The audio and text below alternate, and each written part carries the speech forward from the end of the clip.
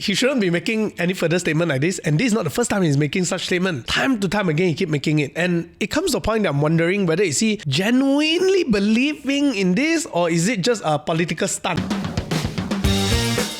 Alright everyone, welcome back to the Are We OK podcast, where we discuss about public policies in a way that's relevant to the people in the street. Now, I'm Peter. I'm Ken Ming. So how are things with you, Peter? How's your weekend? How's the last week? Oh, last week was truly a busy one. My wife got COVID. Oh, no. So what happened is that the kids were with me. Okay. I had to take care of them. Your wife locked herself up in the room? Yeah, she had to just lock herself up. So I was a single dad for the week. Did you do the cooking or did you order everything from So luckily my wife actually came out and cooked, then leave the food there, and then she'll hide herself back in the room. Okay, you didn't like go, Shopee or Food Panda, Grab, everything coming. Not much of that. Yeah. Okay. I had a good time. I was in Singapore for a conference. This was conference organized by the Institute of Southeast Asian Studies. We had it at the Marina Bay Sands Expo. Oh, wow. That was quite nice. And then after that, I also managed to celebrate Khairi Jamaluddin's birthday with him in Singapore. We ran a couple of rounds at Marina Bay. I wouldn't say who was faster, but we had a good chat. So all in all, a good week. And then yesterday, I ran a 10-kilometer race to raise awareness for violence against women, right. Organized by the All Women's Action for Malaysia, AWAM. So that was a good event. Yeah. So actually, I always hear you all attend this kind of conference, right? What are this conference about actually? It's for getting new content. So for example, we found out some of the latest polling on the presidential elections in Indonesia. So it's a three-person race. The General Prabowo is ahead. His running mate is Gibran, who is the son of President Jokowi. And then you have another two guys, Ganja and also Anies, that are sort of like neck and neck in second and third place. So we find out some of the things that are happening in the region. And then more importantly, it's also a time for networking, getting to know new people, and also catching up with old friends. Right. Yeah, because I always hear you all attend all this kind of conference, and I always wonder actually, what's the outcome that you want to achieve after all the talks? Sometimes it will end up in publications. So for example, this morning, I sent off an op-ed to ICIS that hopefully will be published later today or tomorrow on the Special Economic Zone, something that we'll be touching on later on in this episode. That is one topic that a lot of Malaysians are really quite interested about. Also Singaporeans, don't forget, it's a two-way street. Yeah. In fact, our episode that talked about that actually did quite a lot of views. Yeah, and I think the corporate sector, the man on the street, they will be positively impacted by this if, let's say, it's rolled out properly. So it looks like we're going to talk more about it later. Yep. But before we go into all that, let's respond to some of the comments that you guys left in that last episode where we talked about Padu, right? Yep. Yeah. So the first comment here is from someone who actually works in Singapore, I believe. Yeah, he said, what about Malaysians who are working abroad, mostly in Singapore? Would they be still eligible to subsidy? He wrote a long comment, but basically his idea is there are many people that he know who actually registered themselves as student back here last time, and then they went and worked in Singapore, and they're earning very well, but they're still eligible for BTS. Yeah. Yep. So, how do you think Padu's system is going to handle this? BTR, not BTS. Sorry, BTR. Bantuan Tunai Rama, you're thinking more K-pop already. It's okay. So that is a legitimate problem because we have many people, including in Johor, who are working in Singapore. And I think, no matter what system we use, right, whether it's Padu or the Bantuan Tunai Rama system, we will not be able to catch these guys who are receiving this kind of assistance because, we don't have that kind of collaboration with Singapore government and probably a little bit too early to even discuss this. So unless they are going to come out and admit and say that, look, I'm, working in Singapore and earning Sing dollars, therefore I do not want to receive BTR. They are still going to be on the database. Yeah, but if Padu allows them to alter it themselves, then it doesn't really matter, right? Because if in Singapore, just alter it back. How many people who are working in Singapore would number one, register for Padu, and then number two, declare their actual income? That's right. Yeah. So this is a challenge. But I think there's a possibility of Malaysia and Singapore working more closely on this, right? With all the infrastructure that's going on, especially with possible if let's say trust can be built on the SEZ front. Yeah, but I think it's probably more important from a policy standpoint. What are the incentives that you want to give Malaysians who are working in Singapore so that they can, want to help out and assist by saying that, look, actually, I don't need this PTR, and there may be ways in which I can incentivize them. For example, if let's say they want to repatriate money back into Malaysia for whatever purpose, there may be a process where they have to declare, and then that kind of information can be tied into the PADU or the Bantuan Tunai Rama database. Now let's move on to the next question. Someone asked this: since government has GovTech, why not learn from Singapore SingPass? Yeah, so I think that comment is referring to the fact that Singapore has a unit, called GovTech that does a lot of these kinds of tech solutions for the government. Sort of like the in-house technology consulting arm for the Singapore government. Why doesn't Malaysia replicate that experience, right? And SingPass is referring to the single sign-on, identifier, digital identifier that allows Singaporeans to access different government services, for example. So, for the benefit of the listeners, if you look at the Madani speech that was made by Anwar last year, he actually said that there's a GovTech unit in Malaysia, and this was repeated in the budget speech as well. Yes, he did mention that, but it's still very vague. It's still very unclear. So, I actually know a little bit about this, and that unit actually sits under the Ministry of Finance now. They're very low key. One of the projects that they've done, and I encourage the viewers to go and look at this website. It's called data.gov.my, where they relaunched it to give it a better look and feel, and also update it with a lot more current information, including public API data that's pulled from different public transport operators such as Prasarana.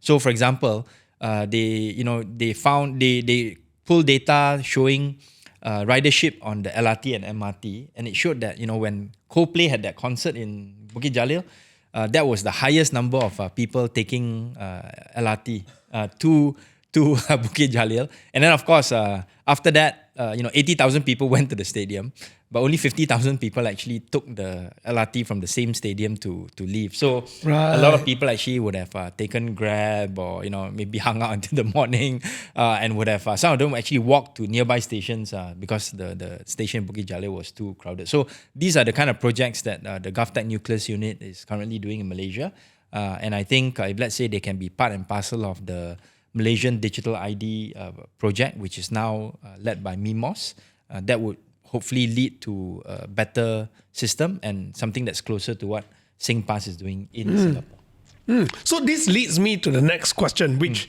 is also similar to my personal question here, is that does government actually have enough in-house expertise and capability for this? I think those in-house capabilities needs to be developed. So I actually applaud and praise Rafizi for wanting to enhance and develop these in-house capabilities when doing PADU. But I think, like all things, you learn the best when you are learning or partnering other people's experience. And the people with experience in these kinds of technology areas are people in Malaysia, in the context, are people in the private sector, right? So why not have sort of like this technology transfer between public and private? And in fact, PCOM issued a statement last week or the week before saying that they are willing to come in to assist, PADU, so that these kinds of technology transfers can take place. Of course, the private sector obviously wants jobs to be consulting gigs with government and all that. But if let's say there can be a sort of like more natural fit, some can be done by the private sector, some can be done by in-house, that would be the best situation. And for your information and the information of the viewers, even GovTech in Singapore, with their few thousand engineers that's very experienced, they still subcontract some part of the management of SingPass to external consultants to do.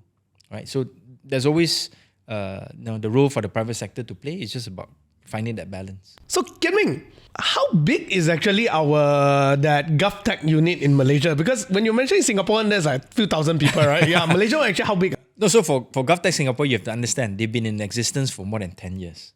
Right, so it's a very mature ecosystem already. Whereas in Malaysia, it's new. It started sometime last year. I think they are trying to ramp up to about maybe 20 plus people this Right, year. right. So it's still new, and I think it's good for them to prove themselves in terms of showing that they can implement and roll out projects that can save the government money, that is technology, that's from a tech perspective efficient, and even from a UI UX perspective nice looking. So hopefully more of these projects can be rolled out in later this year. Right. So one more thing also is this, right? Singapore has already done GovTech for so many years, right? It shows that they had the foresight to actually know that in future it's going to be all about data. And I don't think Malaysia lacks that talent to have such foresight. But why was there no establishment of similar GovTech in Malaysia for years back? And the irony is this, we are actually pretty good in all the tech industry in that sense, right, Malaysia? So why? I would say that Malaysia had a GovTech even before GovTech Singapore. And the unit is called Mampu. Tell us more. Mampu is an agency that used to be under the Prime Minister's office that is about performance and performance management. And they take care of a lot of the IT projects in-house within the government. But over time, that has morphed into more like IT consultancy on IT procurement projects. So when you buy hardware, when you buy computers and things like that, they will go in and try to design the RFP. But on the software implementation side, I don't think they have kept up to date. So now Mampu has been shifted to the new digital ministry under Gobind Singh. And I hope that with some reorganization, with more inputs coming in from the different agencies that are under Gobind, that unit can be enhanced and upgraded. And working together with the GovTech Nucleus unit, I'm optimistic that more of these kinds of projects can be rolled out. Right. So why it did not why it kind of fizzled out, but it did not like a lot of things in forward. Malaysia, the momentum, to when something is launched is always there, but because there's no follow up, the right people are not put in the right positions, then suddenly it becomes something that fizzles out over time. The implementation becomes problematic as well. So you really need to have this kind of human resource and human talent development in order to make sure these initiatives within government are sustainable. Okay. Then now let's go back to the question about PADU, right? Do you think PADU will be something that fizzle out, or is there a strong political will and will in policy to actually really push it forward? I think Rafizi has the will to push it as far as he can.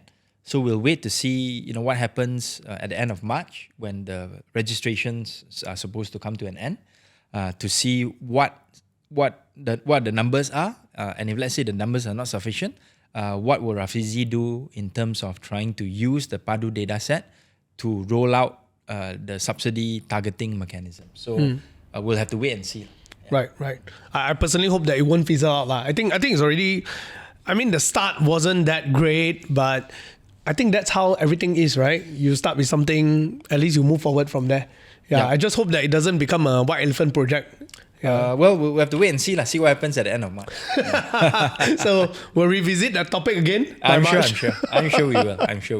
Yeah. So right now we're at the end of the section 1. Yeah, we're going to move on to section 2 after we take a break. Hey guys, welcome back to Are We Okay? The podcast that talks about public policy in ways that are relevant to you. Hey, Peter, wanted to get your thoughts on something that happened last week, which was the news item that a Molotov cocktail was thrown into the compound of an MP, a colleague of mine, Mr. Ngee Kuham, or YB Ngee Kuham, the MP for Beruas. So when you saw the news and then you saw that his car was burnt and all that, what was your first impression? The first thing that came to my mind was actually, he drives a Merc.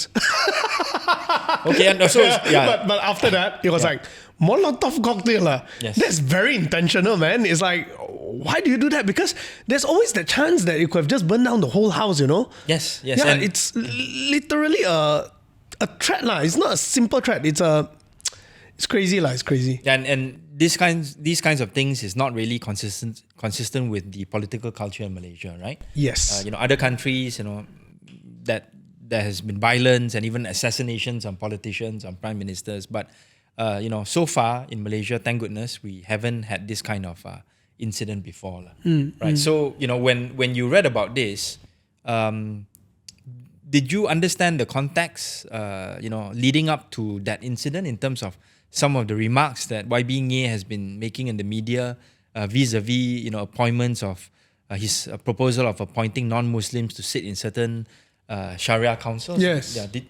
What was your impression? So, at first, I did not know about all that. I was thinking, who's this YBNA, and then what did he do? Like, what did he do that led up to that? So I started digging about it, and I realized that he actually said that he made a statement in December, I believe, or something like that last year, where he was suggesting that there should be non-Muslims sitting in the board where they kind of discuss on giving their opinion on how Sharia law interferes with federal law or something like that. How Sharia laws may not necessarily be consistent with federal law, and how his point of view that it may be good to have some non-Muslim constitutional lawyers to sit in that committee to give their viewpoints. Right. Yeah. So that was what I've heard, and then it got me to the question. Definitely, so did that kind of stir up some anger among certain communities where they do this as a threat? Yeah. So from YBNA's perspective, right?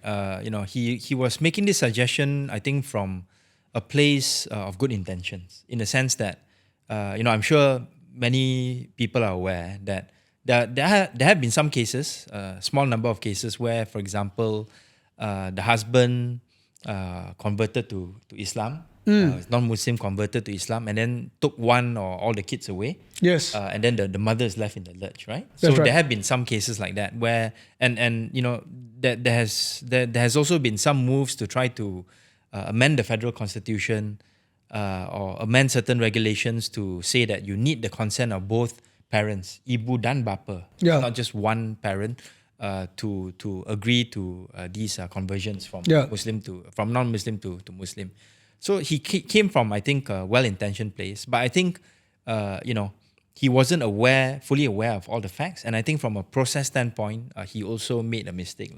So the full story is that the Selangor Sultan actually proposed the setting up of this particular council to look at a certain issue, the conversion of minors, for example, that where state law and federal law needed to be aligned, right? And this council, whatever they decided on, would report then to make a report through the law minister that would table it in cabinet, right? So whatever happens, in this process, cabinet will still have some inputs, right? Cabinet where DAP is a member of as well, and other parties, including from East Malaysia.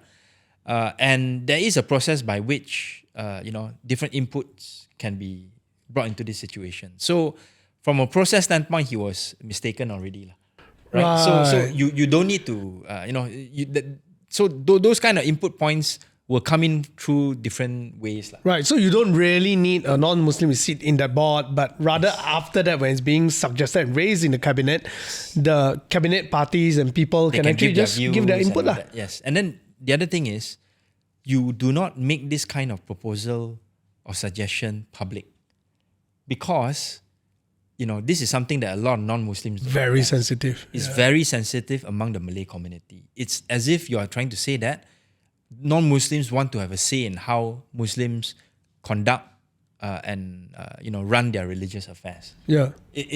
We would, let's say non-Muslims would feel similarly aggrieved if, let's say, we have a church council, and then the church council requires there to be a member from the Muslim community there to give inputs, on X, Y, and Z. Yeah, definitely would be sensitive, right? That's right. Yeah. So I think from a process standpoint, he as a seasoned politician, he should know that not to make these kinds of proposals, because it will incur the backlash from the Muslim community, which happened. A lot of NGOs, made their views known, and even political parties, not just PAS, not just Bersatu, but even UMNO within the unity government, publicly disagreed and criticized YBNA's proposal. Yeah. Right. So that is where I think that kind of very sensitive issues should not be raised publicly in this way.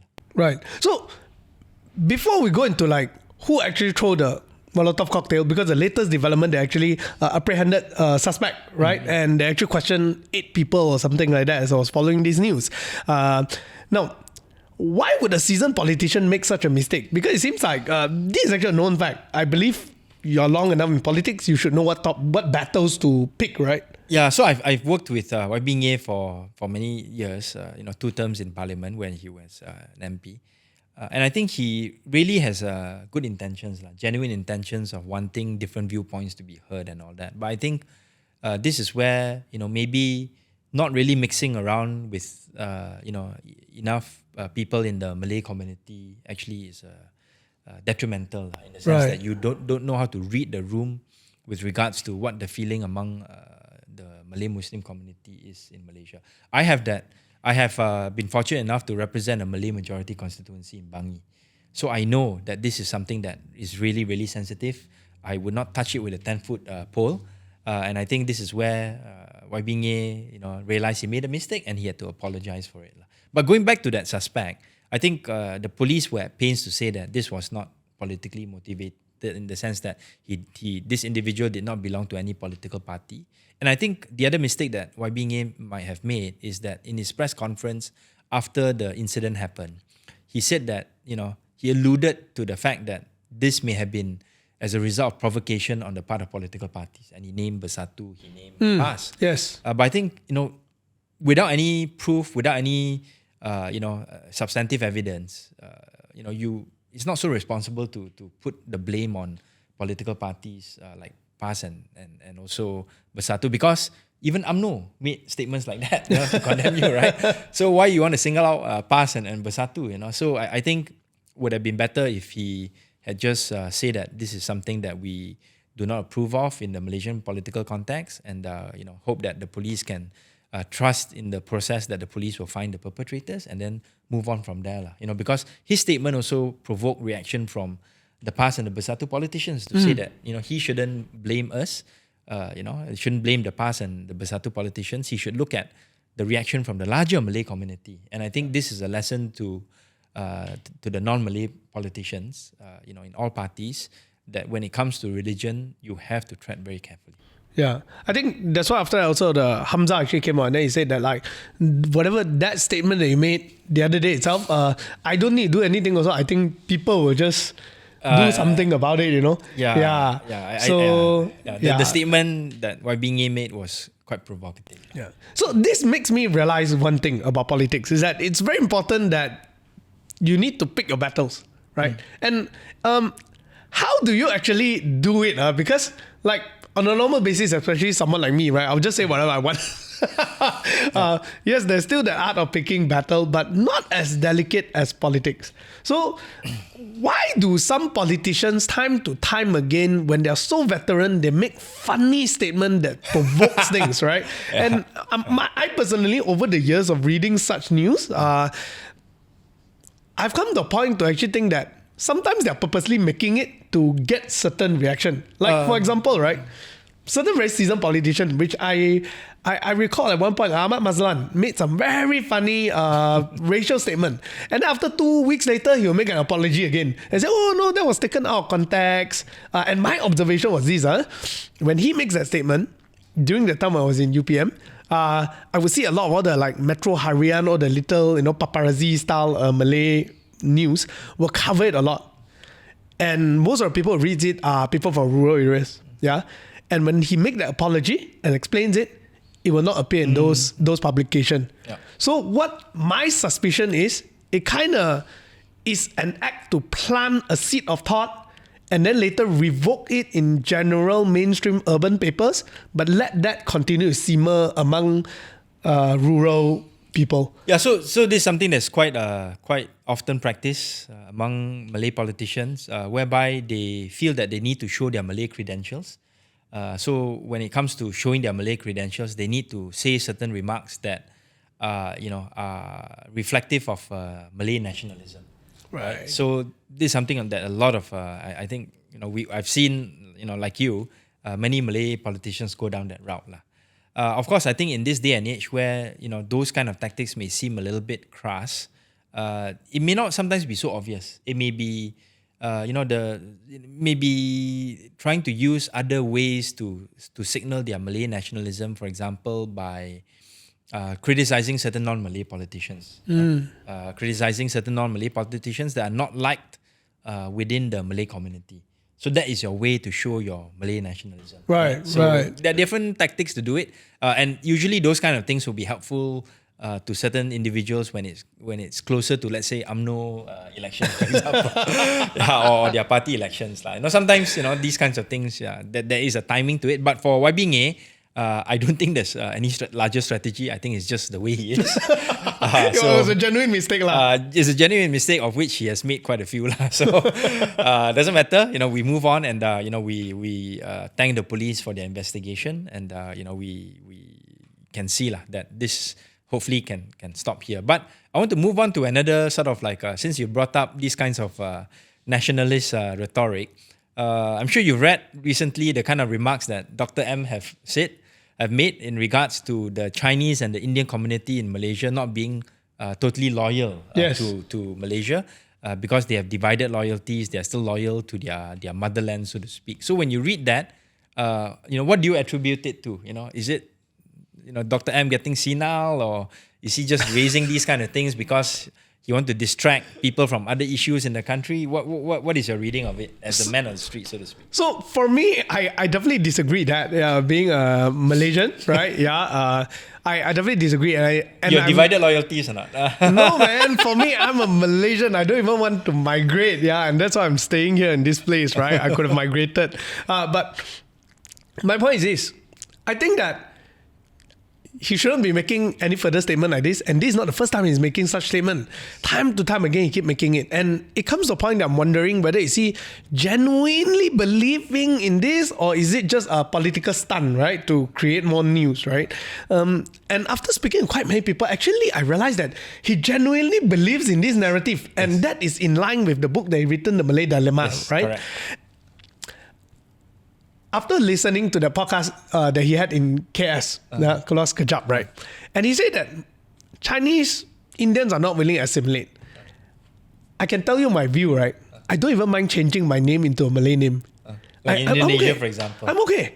I'm okay with all of us speaking in one language. Definitely I have some concern in terms of academic side but then if I do all that, can I be considered Bumiputra. Bumiputra? That's a question, right? So if maybe you can throw a vote, right? I believe there are Malaysians who actually see it the same way as I do. I'm willing to change my name.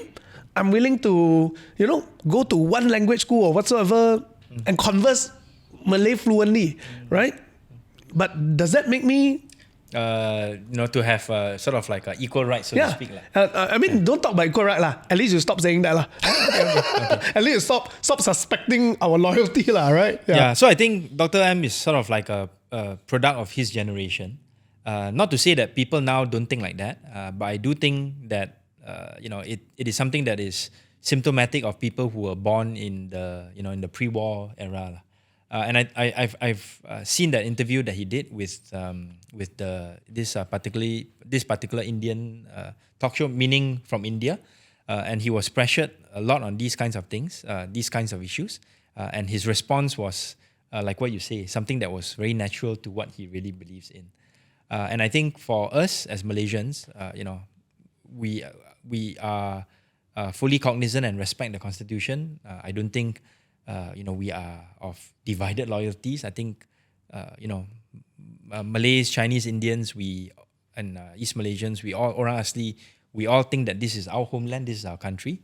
So I think for Dr. M to go and cast aspersions on our loyalty is something that's deeply hurting. And I'm glad that many people have come out to disagree with him publicly. So hopefully, we won't pay so much attention to Dr. M, but the truth of the matter is, because of who he was, two-time Prime Minister, whenever he says these kinds of things, there will be not just national coverage, but even international coverage. So we'll stop there for now, and then we'll come back for part 3, where we'll talk about MCA and DAP, and also President UMNO Zahid's latest suggestion on amending laws so that we can have a full term for this unity government. We'll be right back after this. Welcome back to the Are We Okay podcast. I'm Kian Ming. I'm Peter. Okay, and now I want to ask you, Peter, have you been sort of like reading about some of these public spats between MCA and DAP, namely Wee Ka Siong, the president of MCA, and also Teresa Kok, long-time leader in the DAP. It's quite entertaining, actually. Yeah, since you're on the topic of nationalism, right? Yes, I think we are not lacking of that when we are talking about even like other parties, right? Yes, like correct, DAP, yes. MCA, and whatnot. Yeah. So I believe it kind of like started with a statement where she said that MCA sesat. yes, MCA tu sesat. Interview with one of the Malay dailies. Yeah. Yes, and the worst part is after that she say better just leave me. Yes. That's part 2. Yeah, but part 1, when she said MCA sesat, that opened the door for Wee Ka Siong to respond. So, just to take you behind the scenes, MCA actually is a party that is in deep trouble because of political legitimacy. Yeah. They are in the unity government. They have 2 MPs. They do not have any position. Yeah. And they do not know, they can't leave the BN because they know once they're out there on their own, they will not survive politically. At the same time, they also want to find relevance within the unity government. And I think one of the things that they are trying to do is to criticize and pay attention to certain government policies, especially those that have to do with DAP ministers.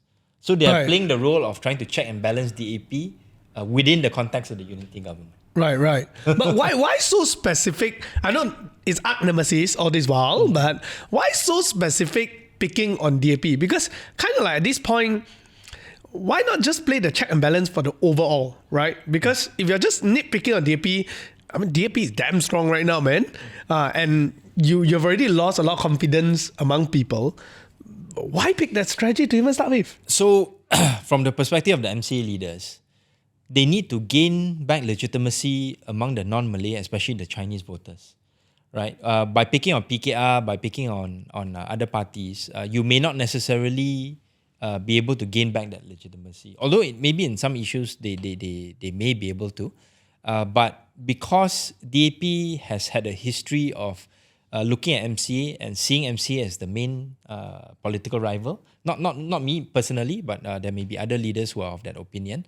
Then because of the strong attacks that DAP has made against MCA, now MCA is trying to use the same kind of medicine against the DAP, and to say that, hey, last time you said all these things, now that you're in government, you have ministers, you have deputy ministers, we don't, we meaning MCA, not me.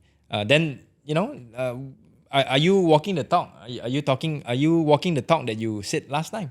And that's why I think for me, I wouldn't try to sort of like attack MCA or say that they're sesat in ways that are so that gives them ammo to respond. Yeah. Because like for me, when I was an MP, my target or the attention that in terms of the parties that I pay attention to was always UMNO when I was in the opposition, because UMNO is the one that has power. They decide policies. The Prime Minister is the one that really shapes the policy framework of the government. MCA, maybe some areas they have some influence over, like Chinese education. But for me, the target was always looking at UMNO-led policies, government-led policies. So I think now, in the context where MCA actually is searching for legitimacy, we don't need to give them ammunition. We meaning DAP, and I'm speaking for my party. I'm speaking on behalf of a perspective of a party member. We shouldn't give this space for people like Wee Ka Siong, for people like T Lian Ke, to use this issue to gain publicity.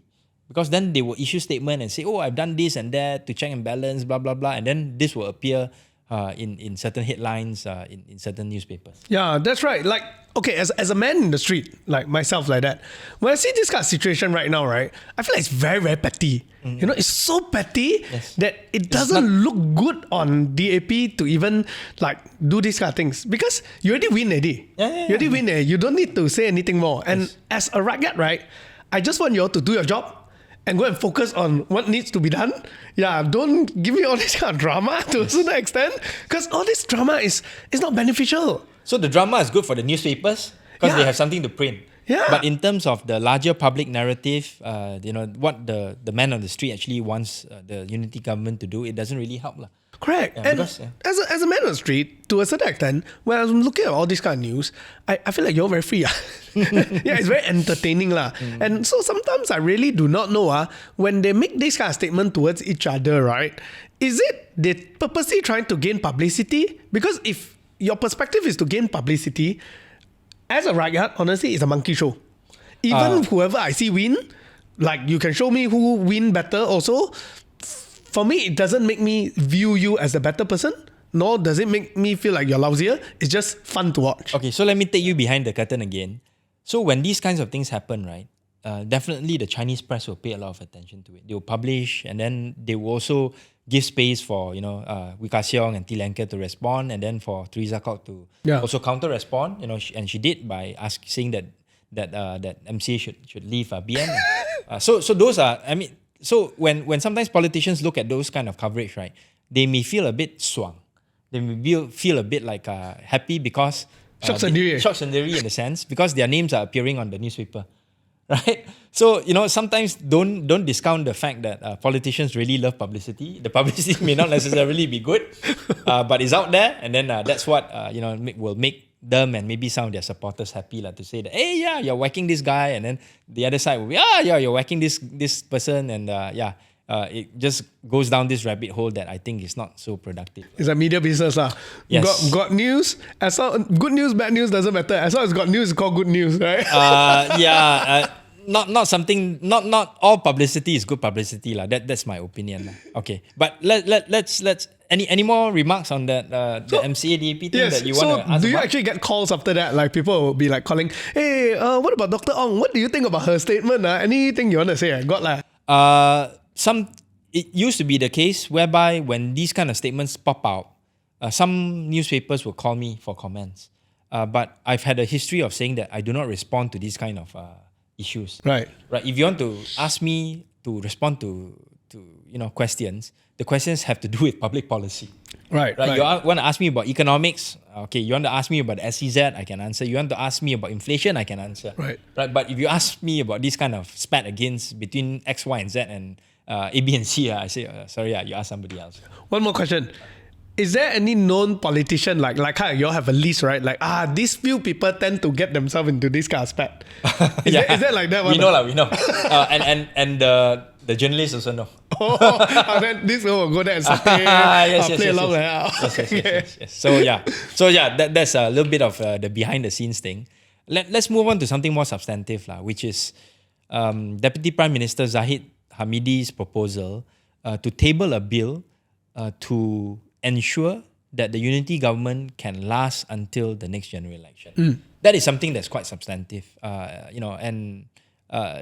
just to elaborate a little bit more on this, it is basically saying that, okay, if let's say the current government has a majority, in fact, 2/3 majority, an overwhelming majority, this government will be able to stay in power until the next general election.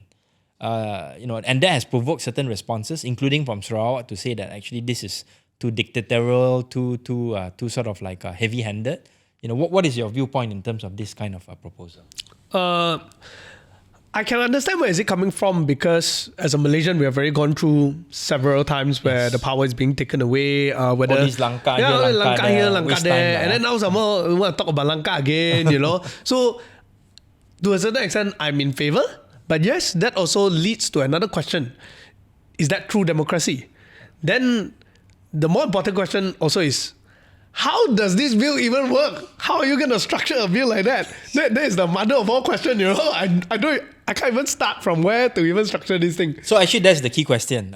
How do you want to structure the bill? And I don't think the Deputy Prime Minister has really thought this through. It's something like maybe a throwaway statement without the necessary institutional thought and backing. But Bersih subsequently issued a statement which I think was much more substantive, and they referred to something called the Fixed Term Parliament Act, FTPA, whereby you actually have a legislation that says after the general election, you have a fixed term whereby the government will last for the full 5 years. right? So, the parliament will automatically dissolve after 5 years, and you cannot call a snap election unless certain conditions are fulfilled. So, for example, you have two-thirds support in parliament. You must get consent from this number of MPs. Of course, you must go to the Agong to get his consent. And this is something that has been tried before in the UK, where after they had a coalition government between the Conservatives as well as the Liberal Democrats, very unlikely alliance. They put in a fixed term parliament limit to make sure that there's stability until the next parliament session. But that is not really what I think Zahid was really proposing. He was proposing something that's a little bit less structured. But if, let's say, something like this can be done, it will be able to put a stop to all these langkah, not just for until the next general election, but even after that. Yeah. I think for me, it's a good thing because it gives politicians less worry. Like once everything is decided, you can just focus on what needs to be done. Because I can also understand, if let's say I'm someone in party, I'm a politician, right? As much as I would love to serve the nation and do my job, right? If there's all these kind of things threatening that I could lose my position, I have to participate. Yes. So whether is it passively, whether whatnot, I still have to pay attention. And that takes away a lot of mental energy itself. Yeah, and that's not good for the nation, in my opinion. I would say that those who are proposing this fixed term parliament act, including those in government now, also needs to consider a few other things. One, they need to have a position on equal constituency allocation. Because right now, this is being used to try to attract MPs from the other side to support the current Prime Minister.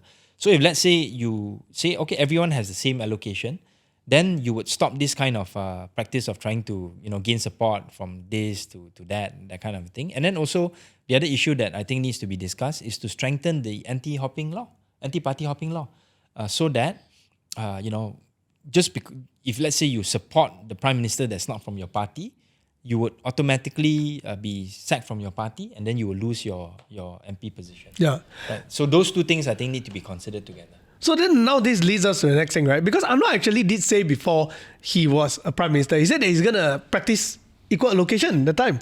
Yeah, but come to today, it hasn't happened yet. And when the last time he was questioned, he said that it's not up to him, it's up to you all to ask for it. So now the whole situation there also causes people to actually wonder, like, are you even going to let that happen? Because like you say, this is the root cause of a lot of issue. An MP cannot perform without the funds given to them. And if they need to keep raising funds to perform, also it's going to be a problem as well. Yes. So I think this is where, it becomes a little bit of a chicken and egg thing, whereby Anwar is saying, look, why don't you guys start talking to us, and then we'll see how we can get this done. And then, this side, the opposition is saying, look, we can't start negotiating with you in good faith while you are trying to attract our MPs to go over to your side to support you in exchange for constituency allocation. Which is why I think we need to have this kind of consensus among all political parties to say that, look, we need to put in something that's institutionalized. Put in Equal Parliamentary Constituency Act or its equivalent, so that whoever becomes the Prime Minister, whether it's from PH, from UMNO, from Perikatan National, that practice will be something that can continue, in this current term and also for future terms. Right. So are they actually talking or not? Firstly, I don't think so. I don't think so. So like they're just talking through the papers. I read your statement, you read my statement. Yeah, more or less like that, because nobody is negotiating in good faith. That's a total communication breakdown there. I know it really needs some external force or a factor to come in to say that you guys need to start talking, right? If let's say Sultan of Johor, when he becomes Agong, says that, hey, you guys better sort this out. I want this to be done, and then you guys have to talk, right. And then they have no excuse but to talk. Well, but it's really chicken and egg, because you can't come to a consensus of having a law, a federal constitution being established unless you talk, right? But you're not willing to talk. unless you have it established. So, Yeah. it's So whoever is the incumbent, especially if they have a 2/3 majority, like the case now with the unity government, it would never be in your interest to want to introduce a law like that, right? Because you have the advantage. But my response would be, look, now you have the 2/3 majority. Now you're in power. But what happens after the next general election? That's right. You don't have a guarantee that you will still be in power. So might as well go and do this while you have that majority in order to protect your own interests in the future. Yeah. Yep. So that's how it is. We also can see that Sarawak is not really happy with what Zahid proposed, but maybe for a fixed term parliamentary act, maybe with other things thrown in like the anti-hopping law being strengthened and with equal constituency allocation, this can be something that all parties can agree to. Yeah, but there also seems to be no interest in further improving the anti-hopping law. Right now, at this point, is to the favor of the existing government. Exactly, which makes me a little bit sad. But that's how politics is like. When you're in power, you want to use those instruments of power for your own political benefit. It really takes somebody of a longer term vision to be able to see the institutional value of putting these kinds of reform and institutionalize these changes. Right. Okay, so we come to the end of the third part, and then for the final part, we'll come back and talk about the recent signing of this SEZ, Special Economic Zone, between Johor and Singapore. Be right back. Hi guys, welcome to the final part of this episode of Are We Okay, the podcast that talks about public policy in ways that are relevant to you. Okay, Peter, I'm not sure whether you saw the biggest sort of like news item coming out from the MOU on the Special Economic Zone between Johor and Singapore. But it was like this selfie with Prime Minister Anwar Ibrahim and Prime Minister Lee Hsien Loong. Two very big faces there, and then it was plastered all over social media and media. Did you see that? Yeah. We also made a meme of it. I think it went quite viral. You want to talk about that meme a little bit more? Yeah. So that meme's idea came out from our social media manager, Maxine, right? Yeah. Basically, we changed it into the spending power between the two nations. Yes, correct. Yeah, and that was quite funny. Yeah, it just went viral quite a bit. Yeah, so I think for those who haven't seen it yet, it's basically saying that Lee Hsien Loong's face is the face of Singaporeans coming to Malaysia to get buy stuff that's very, very cheap. And then for Anwar, what was the stressful face? Oh no! All these guys are going to Singapore, and we're experiencing brain drain and stuff like that. But I mean, jokes aside, what was the vibe that you were getting from the signing ceremony for the MOU? I think generally it feels like it's something good because although yes, in the short term we can pick whatever we want to pick, but let's be honest, by having that, maybe there's going to be less brain drain because I think part of the agreement is to make it easier for Singaporean companies set up companies in Johor, right? So maybe that could actually have a lot more skill transfer, have a lot more new businesses, and hopefully it reduces brain drain for us over the long term lah. Yeah, I think the interesting thing about the SEZ is that people from both sides of the border are projecting their own aspirations, their own projects, their own ideas into the possibility of this SEZ. Is there any contradiction in terms of how both nations look at it, or is it entirely similar actually? So I will again draw you back behind the curtain, and I will refer you to the press statement that was issued by the Ministry of Trade and Industry Singapore. Right. So this is what they say. Point number 2. The signing of the MOU, which comes just 2 months after the 10th Singapore-Malaysia Leaders Retreat in October 2023, reaffirms the long-standing ties and joint commitment by both countries to strengthen economic cooperation. Both sides also agree to work on a full-fledged agreement on the JS, meaning Johor-Singapore SEZ, and to provide an update to the 11th Malaysia-Singapore Leaders Retreat. So that, in terms of giving more flesh to the MOU will take place probably the end of this year when the next Leaders Retreat takes place. But what is more interesting is point number 4. Apart from the agreement, so Malaysia and Singapore will also explore work on several initiatives that will build towards the JS SEZ. This include 7 points. I'll just say one. Adoption and implementation of a passport-free QR code clearance system on both sides to facilitate more expeditious clearance of people at land checkpoints. So when the word apart from the agreement is stated in this press statement by MTI in Singapore, from your perspective, what do you understand by apart from the agreement? Means like this is something that they really want it to happen. Like it has to happen literally. Yeah. Emphasizing significant importance on it. And to the Singaporean people that you can actually now cross quite easily and people can come quite easily. Yes, but again, pulling you behind the curtain. When you say apart from the agreement, right, it means that these things are currently not in the agreement. Which means that the MOU, as has been conceptualized so far, is moving at a pace that is a bit too slow on the part of the Singaporeans. You understand? Oh, wow. So that's how you read it, huh? So it says, we'll give an update in terms of the fleshing out of the MOU at the next leaders retreat. It will take place usually at the end of the year, October, November. Right. But in the meantime, there's all these things that we want to do. So, but it's not happening yet. While waiting for those things to be fleshed out, we want to talk about all these things and to see how we can push forward the agenda on all these things, including this cross-border QR code, passportless,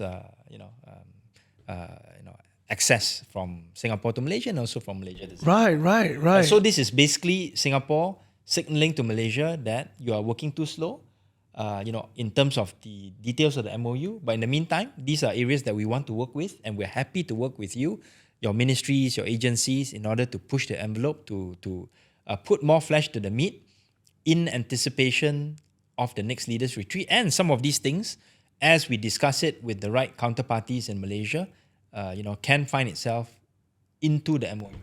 Right. So it's why is Malaysia so slow then? Sometimes there needs to be proper coordination on the part of the minister.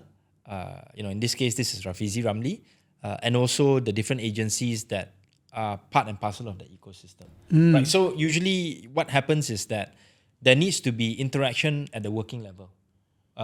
So the ministers, in this case Rafizi and Gan Kim Yong, the minister for MTI, they need to set the mandate of what should be inside the MOU, broad parameters. And then they will establish working level committees on both sides, Malaysia and Singapore. Right. You asked the question on why is Malaysia a little bit slow. I think this has to take place at the ministerial level in terms of Rafizi and also Gan Kim Yong, the MTI minister from Singapore, setting the mandate. Okay. So once they set the mandate, then working level committees has to be established, on both sides. So for example, if you want to have this passport-free travel between the two countries, you need to get the immigration authorities involved. And then also from a security perspective, you need to get the Ministry of Home Affairs involved. And we talked earlier about GovTech. Yeah. Right? GovTech, Singapore, they implement SingPass. Right? We have also the Malaysian Digital ID, which can also link up to immigration. That can be a way in which we can facilitate the passport-free travel. Right? So that kind of working level committees needs to be established with the agreement of the ministers. So that's why it's really important that the ministers on both sides cannot work in silos, right? Because Ministry of Home Affairs is not under MTI, but this minister will coordinate with That's right. Ministry of Home Affairs and Immigration on the Singapore side, right? Immigration and also Ministry of Home Affairs is not under Rafizi, but Rafizi has to coordinate with these ministries and agencies in order to get the working level to be established and then to talk to one another. Right? So this kind of process needs to be replicated at all the relevant working levels in all of the points that was outlined in the MTI press statement. Right. So can we say that Malaysia is slower in terms of coordinating all these kind of things? Yes, definitely. Yeah. Because in Malaysia, we are a bit more used to working in silos, whereas in Singapore, even though they have this silo mentality, but they have processes and policies that have already been in place whereby this working in silos is heavily discouraged. Right. Especially for something that's as important as the SEZ, which Prime Minister Lee Hsien Loong has already sent out the signal, hey, look, this is important to us. we need to coordinate this as a government. So I think Prime Minister Anwar also has to give the signal that this needs to be coordinated on an inter-ministerial level, with Rafizi taking the lead on this. Right. I've another question is this, right? Why is it that this particular thing is under MTI in Singapore, but in Malaysia is under economics, not under MITI? That's a good question. I think this is something that probably Prime Minister Anwar needs to explain. To me, I think it makes more sense for MITI in Malaysia to be the coordinating ministry, because they have much more experience in terms of dealing with other governments, dealing with these kinds of cross-coordination kind of roles and responsibilities. But yeah, I mean, Rafizi, would be also relevant because he's the Minister of Economy, and he's also the minister in charge of looking at the joint committee between Malaysia and Singapore on the Iskandar corridor. Right, so the Iskandar corridor, there has been a sort of like ministerial level coordination committee for Singapore as well as Malaysia, where on the Malaysia side is Rafizi, the federal level, and then on Hafiz at the state level. On Singapore side, it is the acting Minister of Transport, Chee Hong Tat, and then also the Minister for National Development, Desmond Lee. But once it gets elevated to SEZ, MTI is a more powerful ministry, more heavy-hitting ministry on the part of Singapore, and then probably the equivalent counterpart, probably more suitable to be MITI in Malaysia. Yeah. So it feels like at a policy implementation level, generally, the economic side should be like Ministry of Economics should be much more on the broader base kind of thing, like establishing the corridor, blah blah blah blah, and everything. Just like Singapore side, they have the National Development Ministry coming in. Yeah. But at the working level relationship in terms of industry kind of thing, it should go back to the Ministry of MTI and then also MITI. Yeah, MTI, MITI, because they just generally have more expertise in those areas. And also MTI and MITI, they also have a closer working relationship because they established something called the annual ministerial dialogue between MITI and MTI in Singapore last year. So this is inter-ministerial dialogue that is able to do things like even coordinate joint investment pitches to potential foreign investors to both Malaysia and Singapore. But that being said, maybe just one more thing to highlight here. So MTI issued that press statement. Based on my experience in MITI, and I've seen this also take place, in MITI in the first agreement that the unity government signed with Singapore, which is the agreement between MITI and MTI on cooperation in the green and digital economy, right? So after that announcement was made and signed early in 2023, MTI came out with their statement, MITI came out with their statement, right? So it's important to have this kind of public statements to show that there's coordination, and also Malaysia also needs to project our own image and narrative. Right, but what is interesting to me is that I just checked this morning, for the Ministry of Economy, they did not come out with a statement like what MTI did. It was basically just some photo ops description that this is an initiative led by Rafizi, and there are no details. Yeah, that's right. Yep. Yeah, so that's what I realized. There's no details. Exactly. So I think on our part, we have dropped the ball a bit in terms of shaping the narrative on what the SEZ can be. Even to the extent that some people were anticipating that in this MOU it will spell out whether it will be IRDA that is in the MOU, whether it will be JB that's in the MOU in terms of which part of Johor, whether it's the entire Johor state. It wasn't stated in the MOU. Yeah. So I think this is sort of like things that you can sense from reading between the lines, so to speak.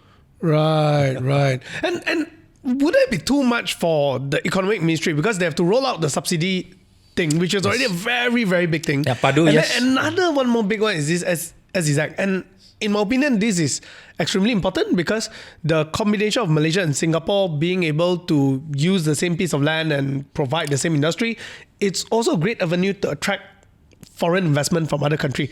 Yes. Because you get two of the best things in one place. Suddenly. Exactly. And not just that, things that you talked about just now, in terms of trying to stem the brain drain, even attracting Singaporeans to come and work in Malaysia.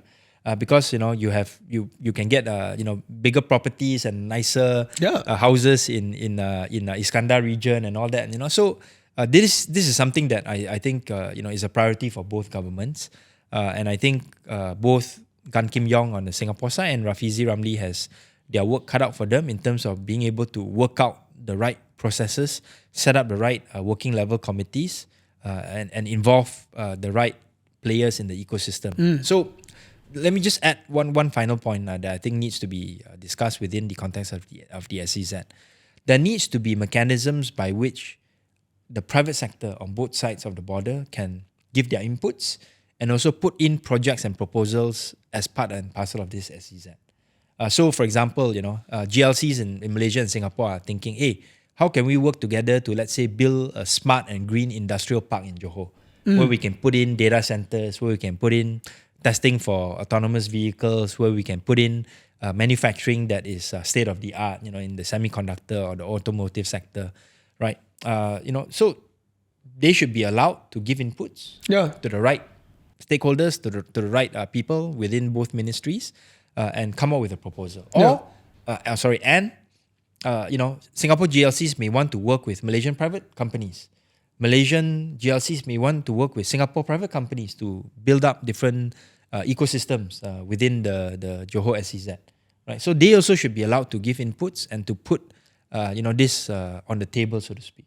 But it's very hard. I realize this part, right? Because Malaysia very often, it seems like it's very vegan. You don't know what they really want. So it's like, I also don't know where to give input. As a business, also, I don't know what to apply. I don't know how can I contribute. Yeah.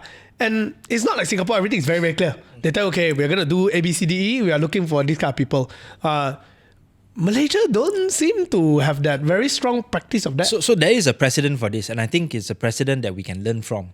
I'm not sure whether you remember, during Najib's time, under Pemandu, there were these National Key Economic Areas, NKEAs. Yes. And then under the NKEAs, there were different entry point projects that were proposed. Right? These entry point projects are mostly private sector driven. GLCs, private companies, some, were collaborations with government or involving government. I think the lesson to be learned from that is we need to have some sort of a filtering mechanism whereby, different projects can be discussed, but what is your criteria? What is your criteria to be included in the SEZ? Right? They must be, have a high multiplier effects. Yes. They must have some larger, maybe technology or innovation kind of benefit. Right? So all these things need to be spelled out. You must have a sustainability agenda, green agenda, involve renewable energy, right? So all these things needs to be spelled out so that you know who to approach, on governments on both sides, ministries and agencies on both sides, and then the ministries and agencies themselves know what is the filtering mechanism, right? So this is something that can be put on paper, from the perspective of the private sector involvement. So do we have that for SEZ at this point? No. Oh, the MOU is very light on these kinds of things. So why Malaysia take forever to come up with this kind of?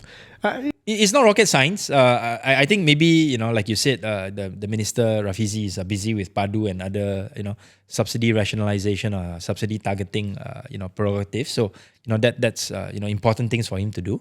But this is something that we need to tackle, and also I think not just in terms of projects, right? Because people say, this can mean you want to bring in private sector, projects just to for the sake of bringing in the private sector. No, it's not just the private sector that needs to be involved. Of course, they will be an important, multiplier kind of, player and stakeholder. But also, both governments need to align with regards to policies and regulations. Policies, regulations, even legislation. So, for example, we want to export renewable energy to Singapore. Singapore wants to buy renewable energy from us. We need to make sure that the regulations on the part of the Energy Commission allows for Malaysia to do some sort of a filtering or selection process by which these are the bidders that we can select and offer to sell energy to Singapore on certain prices that will be competitive on both sides of the border. Yeah, so here's the thing that I have a question on, which is this issue has been happening for a very long time. As a Malaysian, I actually have no idea on how to get information about government unless I know who's who. Then I get a hint, actually you need to talk to this department, you need to do this. There's this initiative. It's been improving, but why can't we have a more centralized announcement system? Like, we have a Jabatan Komunikasi, but they took the initiative to talk about Lanka, Dubai. But why not talk about like how can certain policy benefit, or like, if you are green energy, please talk to department A, B, C, D, E. I mean, even just a hint like that is good enough for business who want to do something. Sure. To find the right person, Yeah, so to be fair to the communications ministry and to JCOM, I think this is something that they can't do properly without getting a mandate or getting a clear idea of what should be in and should be out. Right. And this is where I think coordination and alignment on both sides of the border needs to take place, starting with a mandate that is given either from the Prime Minister on both sides, or more practically speaking from the ministers on both sides who have been put in charge of this SEZ. Right. So remember, MTI also cannot jump the gun too much on Singapore side without getting some buy-in or getting some alignment on the Malaysian side. And I think they're already quite obvious putting it there. Yeah. Apart from the agreement. Now you see, apart from the agreement, what they are trying to tell you. It's like a pressure statement. And remember, yes, and these are the things that we need to do. 7 things that we can work on already in anticipation of the MOU being fleshed out. Yeah, I think to a certain extent, Singapore already get a certain amount of green light. Only they will put it out there like that as well, right? I think it's basically a reminder to Malaysia that we need to sort of like speed up our internal processes. It's like, hey, orally we already talk about it, let's just get the paperwork done, that kind of thing, right? Yes, and on Malaysia side, we need to communicate the mandate. Where, what are the kind of things that we want to promote, so that those people in the private sector that want to play a role, they would know, okay, do I qualify or not? And who I speak to within the relevant ministries, so that we can have this alignment. And currently, what's MITI's role in this SEZ? No formal role yet, because again, like I said, the minister in charge on the Malaysian side is Rafizi. So Rafizi's responsibility is to make sure that he coordinates with the other ministers, including the MITI minister and also Minister of Home Affairs, other ministers that he want to bring into the ecosystem, Minister of Digital and whatnot. So this really requires an attitude of not wanting to work in silos lah. You need to go out and talk to the other ministers, ministries and also agencies. Right. So if nothing formal yet means it hasn't really begun. As far as I know, that process of consultation hasn't really taken place yet on the Malaysian side. Okay. Yeah. Okay. So with that, I hope you guys have a clearer picture of what needs to be done on the SEZ, on the Singapore side, and more crucially on the Malaysian side. And thank you very much for listening to the latest episode of Are We Okay? The policy podcast that talks about these issues in ways that are relevant to you, the person on the street, or the persons in the shopping malls, depending on where you're at now. So, just like me at that. Right, see you in the next episode. See you next week.